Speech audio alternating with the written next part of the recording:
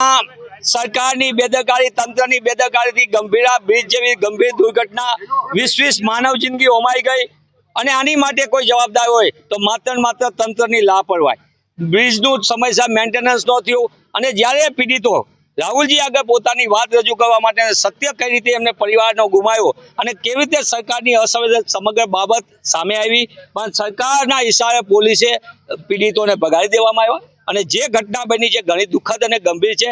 સરકારે ભૂતકાળમાં તક્ષશિલા કાંડના આરોપ જે પીડિતો હતા એને નહોતા મળવા દેતા, રાહુલજીને મોરબી બ્રિજ કાંડના જે પીડિતો હતા એને નહોતા મળવા દેતા, ટીઆરપી ગેમ ઝોનના પીડિતોને રાહુલજીને ન મળે એની માટેનું આખું સુનિયોજિત કાવતરું સરકારના ઇશારે થયું। એટલે સમગ્ર દ્રષ્ટિએ પોલીસ પોતે જ સરકારના ઇશારે પીડિતો સત્ય ન કહી દે અને સરકારની પોલ ન ખુલી જાય એટલે સત્યને છુપાવવા માટે આખો ખેલ થાય। મને એમ લાગે આનાથી મોટી દુર્ઘટનાની ગંભીરતા ન હોઈ શકે, અસંવેદનશીલતા ન હોય। હું આપના માધ્યમથી સરકારને પૂછવા માંગુ છું કે જે પીડિત પરિવારે પોતાના સ્વજન ગુમાવ્યા છે એને તમે ન્યાય તો નથી આપી શકવાના। ભૂતકાળમાં એક પણ દુર્ઘટનામાં તમે ન્યાય નથી આપ્યો, પણ તમે એની સંવેદનામાં ભાગઈ નથી લેતા અને જે સંવેદના બાંટવા માટે જન યોદ્ધા રાહુલજી જ્યારે એમની વાત સાંભળવા માંગે તમે એને સત્યથી વાત કરવા માટે રોકો છો।